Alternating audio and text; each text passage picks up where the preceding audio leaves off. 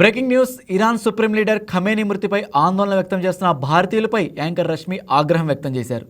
వారిని ఇరాన్ పంపించాలని ప్రధాని మోదీకి రిక్వెస్ట్ చేశారు.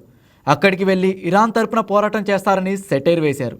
జమ్మూ కాశ్మీర్తో పాటు హైదరాబాద్, బెంగళూరు, లక్నో తదితర నగరాల్లో షియా ముస్లింలు రోడ్లపైకి వచ్చి ఆందోళన చేస్తున్నారు. అమెరికా, ఇజ్రాయెల్కు వ్యతిరేకంగా నినాదాలు చేస్తున్నారు. పశ్చిమాసియాలో ఇరాన్, ఇజ్రాయెల్ మధ్య నెలకొన్న యుద్ధ పరిస్థితులు ఇప్పుడు ప్రపంచవ్యాప్తంగా పెను ఆందోళనకు దారితీస్తున్నాయి. ఈ ఉద్రిక్తతలు కేవలం ఆ రెండు దేశాలకే పరిమితం కాకుండా యుఏఈ, ఖతార్, బహ్రెయిన్ వంటి దేశాలకు పాకడంతో అక్కడ నివసిస్తున్న వేలాది మంది భారతీయులు బిక్కుబిక్కుమంటూ గడుపుతున్నారు. విమాన సర్వీసులు నిలిచిపోవడంతో స్వదేశానికి రావాలనుకునే వారు ఎక్కడికక్కడ చిక్కుకుపోయారు.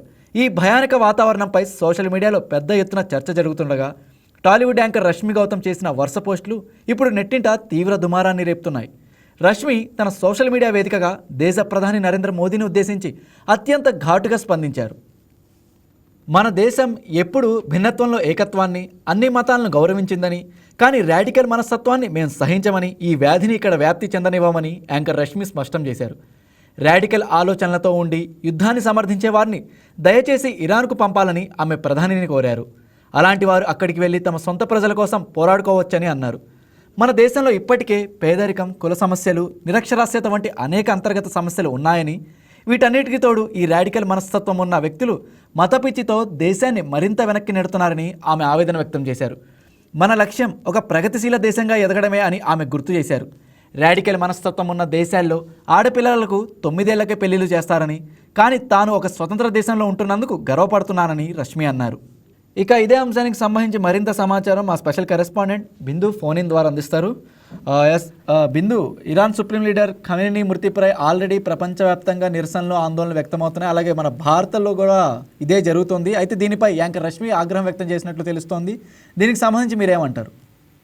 రైట్ రాజ్ కుమార్, ముఖ్యంగా ఇటీవల తాజాగా రష్మి గౌతమ్ ట్వీట్ చేసిన ఏవైతే ట్వీట్ ఉందో అది చర్చనీయాంశంగా మారిందని చెప్పుకోవచ్చు. రష్మి గౌతమ్ తాజాగా సోషల్ మీడియాలో ఇరాన్ కు మద్దతుగా భారత్ లో ఆందోళన వ్యక్తం చేస్తున్న వారిపైన సెటైర్ చేస్తూ కూడా వివాదాస్పద వ్యాఖ్యలు చేసినట్టు ప్రచారం జరిగింది. ముఖ్యంగా ఇరాన్ సుప్రీం లీడర్ అయిన అలీ ఖమేనీ మృతి వార్తల నేపథ్యంలో కొందరు భారత్ లో నిరసన వ్యక్తం చేయడంతో పాటు అంటే ఆయన చనిపోయాడని తీవ్ర దిగ్భ్రాంతికి మేము గురవుతున్నామని ఒక ఇన్స్టాగ్రామ్ రీల్స్ కానీ సోషల్ మీడియాలో ఏడుస్తున్నట్టు కూడా పోస్టులు పెడుతున్నారు. ఆ నేపథ్యంలో ఇరాన్ సుప్రీం లీడర్ కి సంబంధించి చనిపోయిన వార్తల నేపథ్యంలో కొందరు భారతీయులు ఇట్లాంటి నిరసన చేయడం పైన ఆవిడ ఇంకా రష్మి గౌతమ్ ఆగ్రహం వ్యక్తం చేసినట్లు పోస్ట్ వైరల్ అయ్యాయి. అయితే దేశంలో ఉండి విదేశీ నాయకుడి కోసం ఆందోళన చేస్తున్న వారిని ఇరాన్ కి పంపించాలని, అక్కడికి వెళ్లి ఇరాన్ తరఫున పోరాటం చేయాలని ప్రధాని నరేంద్ర మోడీని కోరుతున్నట్లు కూడా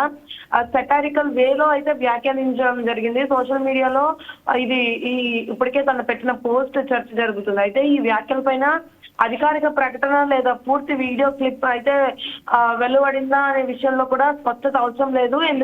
ఎందుకంటే అవసరం ఉంది, ఎందుకంటే ఆవిడ ఒక ట్వీట్ మాత్రమే చేసింది.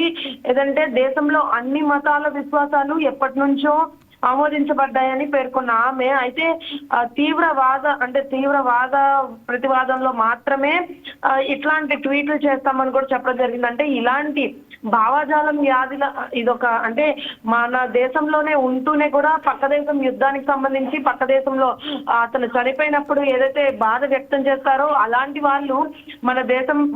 వాళ్ళు ఒక వ్యాధిలా మన దేశంలో వ్యాపించకుండా అడ్డుకోవాలని కూడా వ్యాఖ్యానించారు రాజ్ కుమార్. అయితే ప్రతి దేశానికి తమ అంతర్గత సమస్యలు ఉంటాయని, భారత్ లో కూడా పేదరికం, కుల సమస్యలు, నిరక్షరాస్యత వంటి అనేక సవాళ్లు ఉన్నాయని తెలిపారు. అయితే ఇలాంటి పరిస్థితుల్లో దేశాన్ని మరింత వెనక్కి నెట్టే తీవ్రవాద మనస్తత్వం అవసరం లేదని పేర్కొన్నారు. భారత్ ను అభివృద్ధి దిశగా తీసుకెళ్లడమే లక్ష్యమని, దేశంలో ఎవరు అనుచితవేతకు పాల్పడినా వారిని ఎదురిస్తామని చెప్పారు. అయితే మరెవరికైనా మినహాయింపు ఎందుకు ఇవ్వాలనే ప్రశ్నను కూడా ఆమె లేవనెత్తారు. ఈ ట్వీట్ కూడా ఇప్పుడు చర్చనీయాంశంగా మారుతుంది. అంటే ఈ రాడికల్ మైండ్ సెట్ ఎవరికైతే ఉంటుందో ఆ రాడికల్ మైండ్ సెట్ ఉన్న వాళ్ళని భారతదేశంలో ఉంచడానికి ఎటువంటి ఉపయోగం కూడా లేదు. వారిని అక్కడ పంపిస్తే వారు అక్కడికి వెళ్ళి వారి తరఫున అంటే వారి దేశం తరఫున కూడా యుద్ధం చేయిస్తారు అని కూడా చెప్పడం జరిగింది రాజ్ కుమార్. ఓకే. ఇక అయితే ఆమె చేసిన ఈ వ్యాఖ్యలు, అదే పోస్ట్ పై కూడా కొన్ని భిన్నాభిప్రాయాలు వ్యక్తమవుతున్నాయి. కొందరేమో ఆమెను ధైర్యాన్ని మెచ్చుకుంటుంటే ఇలాంటి వ్యాఖ్యలు చేసినందుకు, ఇంకొందరు ఆమెను ఇదేదో వివాదాస్పదంగా ఉన్నాయి ఈ వ్యాఖ్యలు అంటూ కూడా ఇంకొంతమంది అంటున్నారు. దీనికి సంబంధించి మీరేమంటారు? ఎస్ రాజ్ కుమార్, ఇప్పుడు ఏమైతే ఏదైతే అంటే కుల మత భేదాలు లేకుండానే ఉంటున్న భారతదేశంలో ఇట్లాంటి వాళ్ళు ఉండడం తప్పని ఆమె ట్వీట్ చేశారు. అంటే దీన్ని సోషల్ మీడియా మాధ్యమంలో ఎప్పుడైతే ఆవిడ ట్వీట్ చేసిందో దీన్ని కొంతమంది పాజిటివ్ వేగా కొంతమంది తీసుకుంటే, కొంతమంది నెగిటివ్ వేగా తీసుకుంటున్నారు. అంటే ఎవరైతే అంటే ఈవిడ మత కలహాలు చేస్తున్నారా, అంటే ముస్లిమ్స్ ని ఇది చేస్తున్నారా అన్న విధంగా ఒకరు తీసుకుంటుంటే, ఒకరైతే భారతదేశానికి ఇటువంటి వాళ్ళు అంటే ఇటువంటి ట్వీట్ చాలా ఇంపార్టెంట్, ఇటువంటి భావజాలం ఉండడం కరెక్ట్ అని కూడా కొంతమంది ట్వీట్ చేస్తున్నారు రాజ్ కుమార్. ఎందుకంటే ప్రతి దేశానికి ఆవిడ పెట్టిన ట్వీట్ లో ప్రతి దేశానికి తమ యొక్క అంతర్గత సమస్యలు ఉంటూనే ఉంటాయి. సమస్యలు ఉన్న నేపథ్యంలో భారత్ లో కూడా పేదరికం, కుల సమస్యలు అనేవి, నిరక్షరాస్యత అంటే ముఖ్యంగా ఇల్లిటరసీ, నిరక్షరాస్యత వంటి అనేక సవాళ్లు ఉన్నాయి.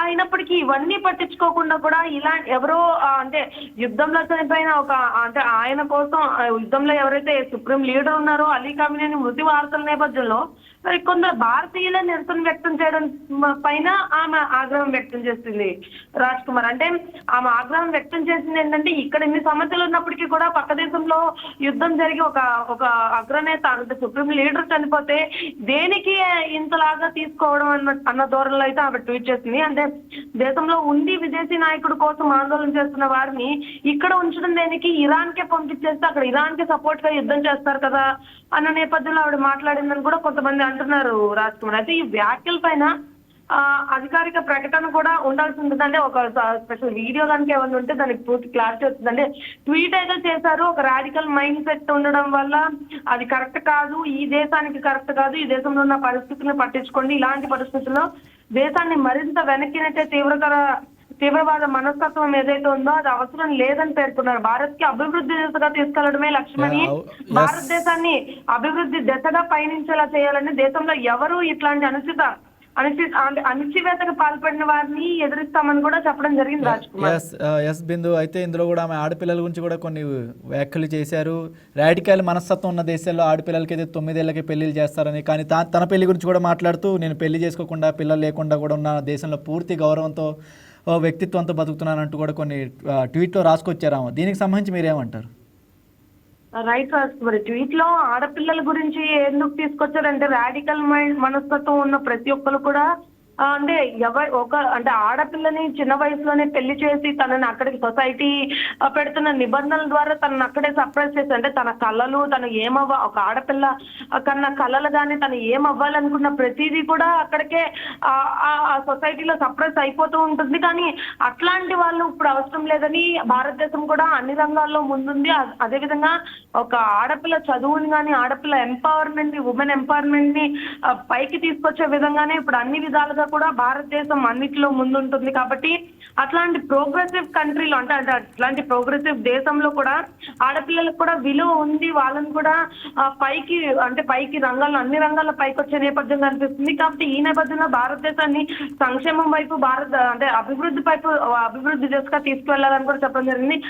అలాగే తను ఎప్పుడు రష్మి గౌతమ్ అనే ఆవిడ ఖచ్చితంగా ప్రకృతికి మరియు పశువులకి అంటే ఏవైతే పెట్స్ ఉన్నాయో డాగ్ లవర్, పెట్ లవర్ అనే పేరుగాంచిన యాంకర్ ఆవిడ చెప్పిన దాని ప్రకారం అంటే ప్రకృతి అంటే తను అంతా కామ్ ఎన్వైరన్మెంట్ ని ఎప్పుడు ప్రోత్సహిస్తూ ఉంటుంది. అదేవిధంగా తను పెళ్లి చేసుకోకుండా ఉండడానికి కూడా సిద్ధమే, పిల్లల్ని కనకుండా ఉండడానికి కూడా సిద్ధమే అని చెప్పేసి ఆ ట్వీట్ లో వ్యక్తపరిచింది. అంటే తను ఇక్కడ భారతదేశంలో ఉంటూనే భారత్ ని నేను సపోర్ట్ చేస్తున్నా, నేను యాజ్ అన్ ఇండియన్ గా నా హక్కు భారతదేశం అభివృద్ధి దిశగా మలచడం నాది కూడా ఒక పాత్ర ఉంది అన్న చెప్పిన ధోరణిలో అదైతే ట్వీట్ చేసింది Raj Kumar. Okay right Bindu, thank you.